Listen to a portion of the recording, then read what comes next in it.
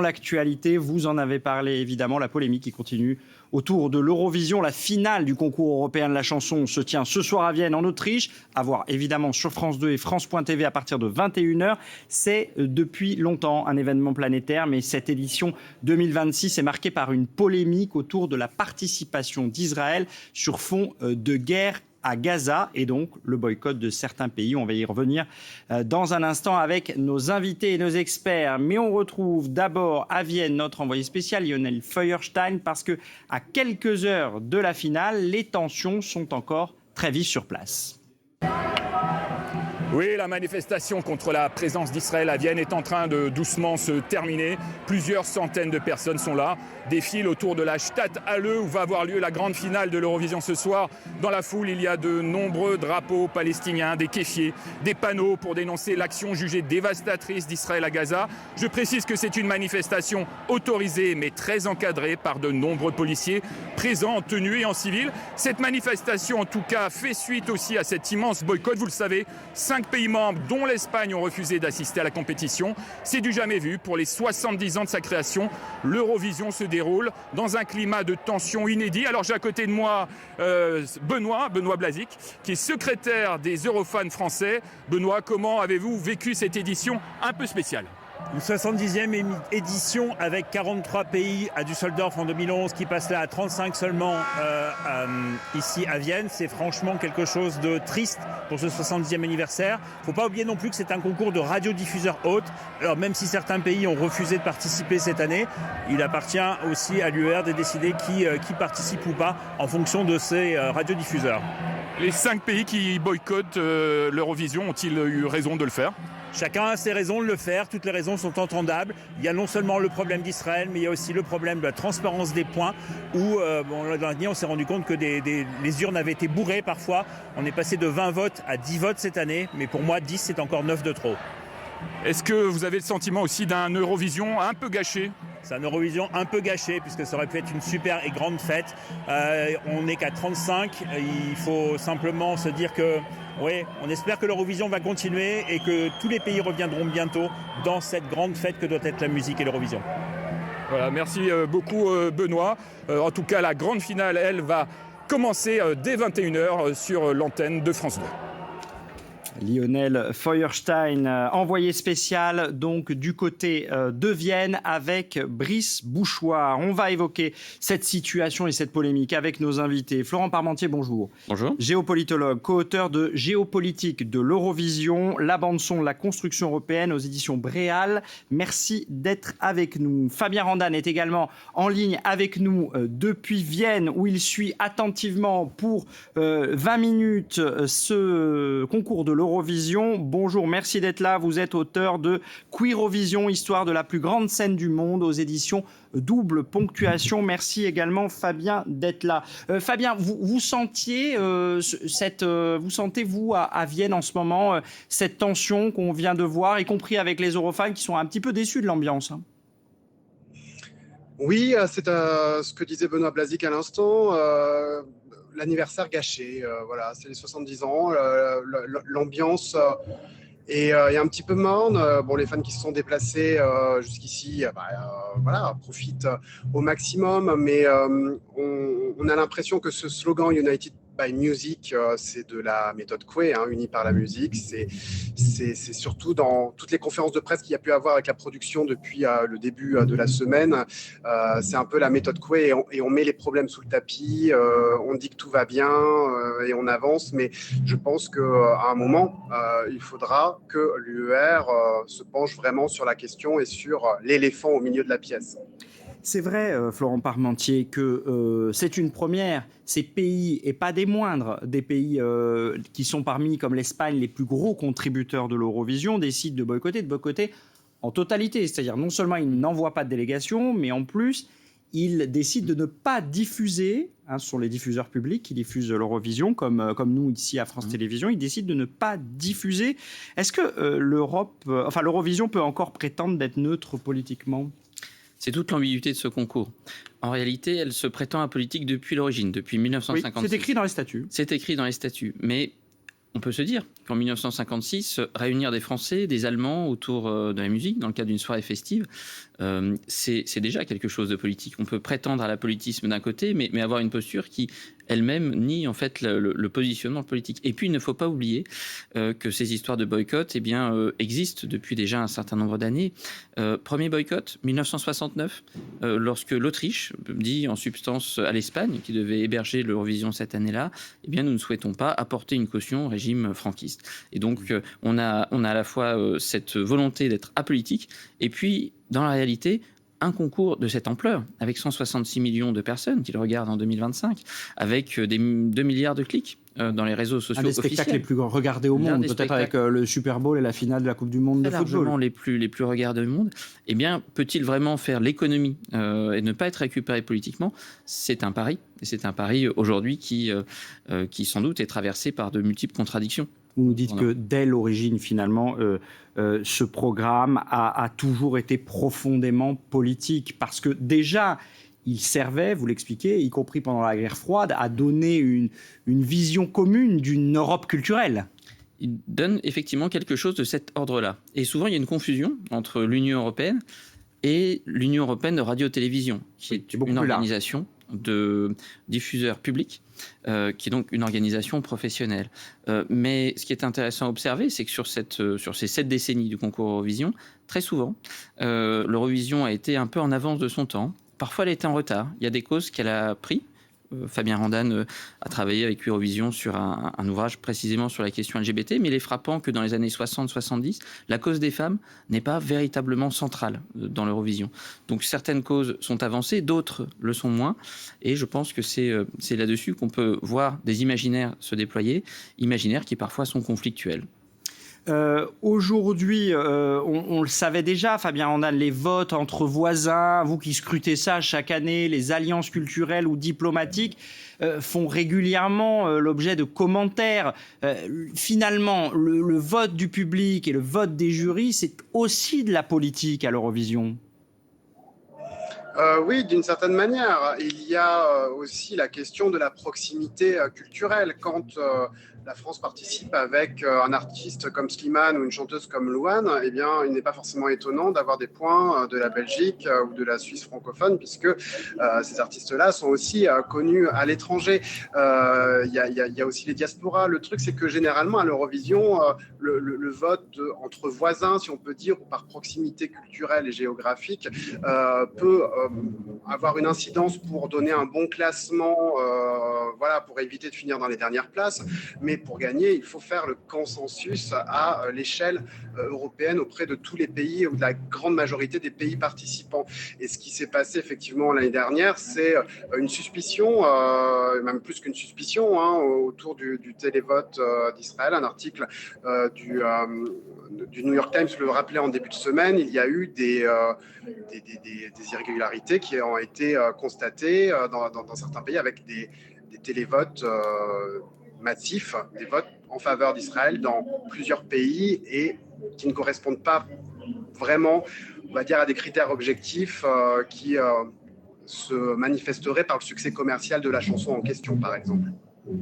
Florent Parmentier, vous l'avez noté, vous, dans vos travaux, ces logiques d'alliance régionale et culturelle dans les votes, les Scandinaves qui votent entre eux, l'arrivée du bloc de l'Est dans le concours, notamment les pays baltes d'un côté, c'est une réalité aussi, c'est de la politique. C'est une réalité, c'est la carte émotive de l'Europe, la carte émotionnelle. Ils écoutent quand même les chansons. Ils écoutent les chansons. Quand on regarde, en fait, il y a des recherches qui sont faites sur le pourcentage qui sont affectés à tel ou tel facteur, on s'aperçoit que le facteur géopolitique existe, est présent. Évidemment, si vous êtes la Roumanie, vous allez avoir 12 points de la Moldavie. Si vous êtes chypriote, vous allez très certainement avoir 12 points en provenance d'Athènes. Mais au-delà de ça, c'est intéressant de voir que ça ne suffit pas à expliquer pour autant certaines victoires.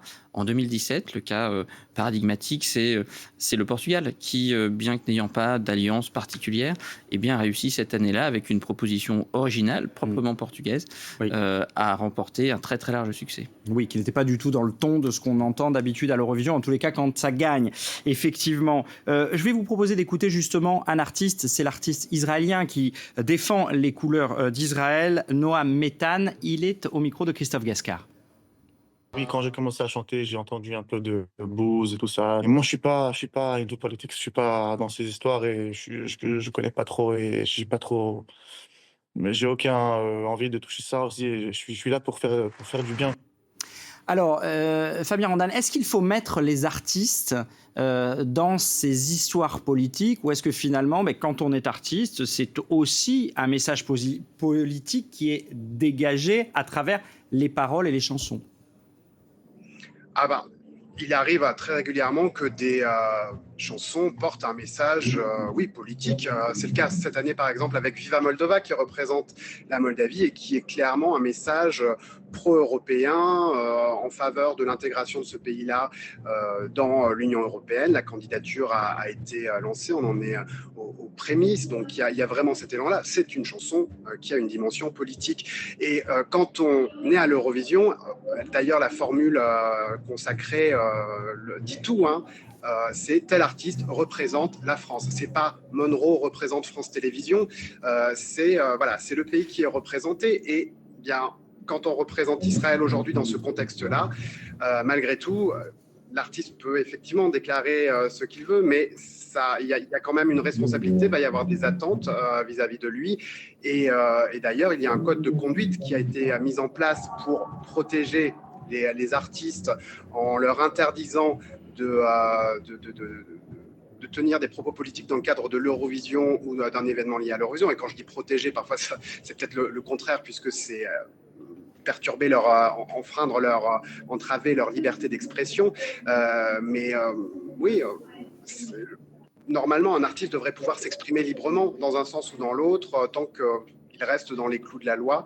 Je ne vois pas où serait le problème. Et là, on sent bien qu'il faut polisser tous les propos qui pourraient être clivants ou amener un peu de discorde. Mais voilà, l'Eurovision, c'est pas forcément le reflet idéal du monde tel qu'il devrait être. Alors, on va écouter, si vous le voulez bien, c'était hier sur ses réseaux sociaux, le président du gouvernement espagnol, Pedro Sánchez, qui a tenu à réexpliquer la décision du boycott espagnol. C'est une question de cohérence, de responsabilité et d'humanité. Et d'ailleurs, nous ne sommes pas les seuls. Cette édition ne comptera pas non plus sur la participation de pays comme l'Irlande, l'Islande, les Pays-Bas ou la Slovénie, ni sur le soutien de nombreux fans à travers l'Europe qui se sont éloignés du festival. Cette année sera donc différente. Oui, nous ne serons pas à Vienne, mais nous le ferons avec la conviction d'être du bon côté de l'histoire. Du bon côté de l'histoire. Florent Parmentier, ces pays qui boycottent, ils introduisent finalement plus de politique dans le concours de l'Eurovision, même si on l'a dit depuis tout à l'heure, il existe déjà. Mais en fait, l'UER elle-même avait introduit cette dimension-là quand elle exclut la Russie à partir du moment où il y a une invasion en Ukraine. Est-ce bien le problème vient-il vraiment d'Israël, de l'Espagne ou des autres pays qui boycottent, ou bien dans quelque sorte d'un ver qui était déjà dans le fruit? Alors, il y a eu effectivement un précédent qui a été introduit en 2022. Lorsque la Russie est exclue, elle n'est pas officiellement exclue en raison de la guerre en Ukraine. Oui. Elle est exclue parce que les groupes audiovisuels russes ne respectaient pas un certain nombre de règles d'impartialité par rapport au conflit. C'est comme ça que cela a pu être justifié. Mais ce que ça dit en creux, c'est qu'il y a une très grande majorité en 2022 dans l'ensemble des audiovisuels publics participant à l'Eurovision pour dire il n'est pas ni souhaitable ni bien de faire participer la Russie. Et à partir du moment où vous avez ce type d'éléments, toute la question, c'est de trouver le chemin de crête qui vous permet d'expliquer que d'un côté, vous pouvez exclure la Russie pour ce qui est perçu comme étant la guerre en Ukraine, même si on l'a vu, ce n'était pas le prétexte officiel, et la participation d'Israël, dont la situation géopolitique. C'est ce que les opposants au maintien d'Israël dans ce concours appellent le double standard, c'est-à-dire qu'il y a une forme de deux poids, deux mesures. C'est ce que dit Pedro Sánchez. Pedro Sánchez dit en substance, il y a du deux poids deux mesures. Nous avions voté pour l'exclusion de la Russie en 2022. Si nous sommes cohérents, si nous défendons des principes, y compris contre des pays dont on peut se sentir plus proche, eh bien, dans ce cas, nous devons boycotter Israël. C'est ce que dit Pedro Sánchez. Fabien Randane, vous qui connaissez bien ce concours et qui le suivez, on se souvient qu'au moment de l'invasion de l'Ukraine par la Russie, c'était des Ukrainiens qui l'avaient remporté. Il y avait un message de l'Eurovision qui était là aussi clairement politique. Oui, la victoire, en plus, ça a été un raz-de-marée au niveau du télévote, peut s'interpréter comme effectivement une vague de soutien, de solidarité de la majorité des pays européens à l'égard de l'Ukraine. D'ailleurs, quand on regarde le détail de ce télévote, l'un des pays où l'Ukraine a obtenu le moins de points, c'est la Serbie, qui est plutôt un allié de la Russie.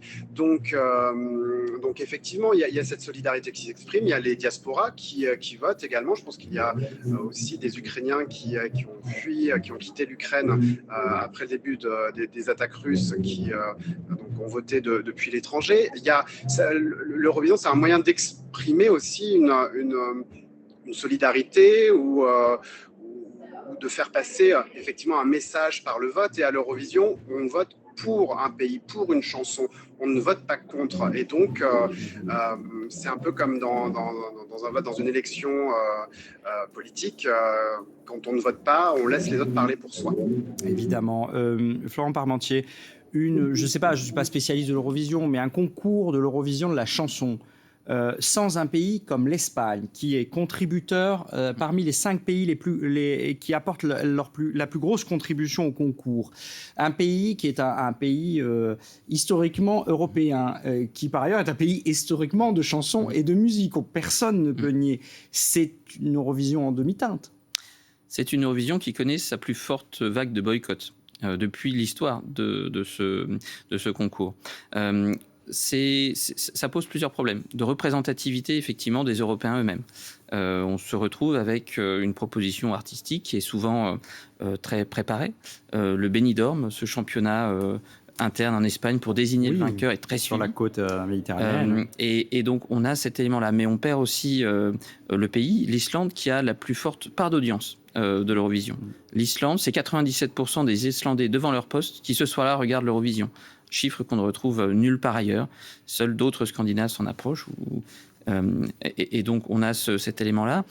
L'Irlande, c'est le plus grand vainqueur avec la Suède. On a à chaque fois des pays. Et les Pays-Bas, là aussi, c'est intéressant. Les Pays-Bas sont traditionnellement l'un des pays fondateurs de l'Eurovision. En tout cas, ils ont fait partie des 7 premiers membres participant à ce concours. Il est intéressant de noter que lors de la première demi-finale, on a vu une décrue assez importante du nombre de téléspectateurs. Il faudra voir ce qu'il en est par rapport à la soirée elle-même, mais le fait de ne pas diffuser, c'est un élément effectivement complémentaire qui ajoute en quelque sorte au doute qui traverse cette Eurovision aujourd'hui. On va quand même parler un petit peu de chansons, si vous le voulez bien. Monroe, la candidate de la France en finale de l'Eurovision. Ce soir, elle chantera en 15e position à 17 ans. Elle représente donc notre pays avec sa chanson « Regarde ». Je vous propose d'écouter un extrait de sa prestation jeudi soir lors de la seconde demi-finale.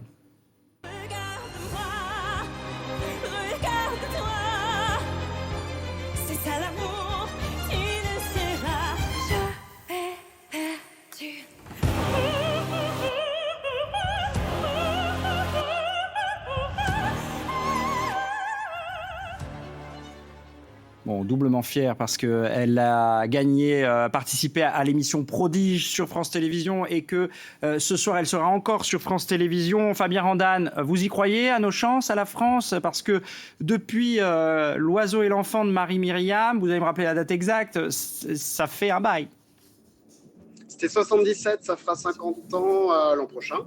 Donc voilà, il y a eu quand même la première place ex-aequo d'Amina pour la France en 1991. C'est la Suède qui a été déclarée vainqueur. Voilà, la deuxième place de Barbara Pravi en 2021, qui l'a échappé le trophée lui a échappé à 25 points. Donc voilà, il y a quand même eu malgré cette absence de trophée depuis 77, il y a quand même eu des bons moments.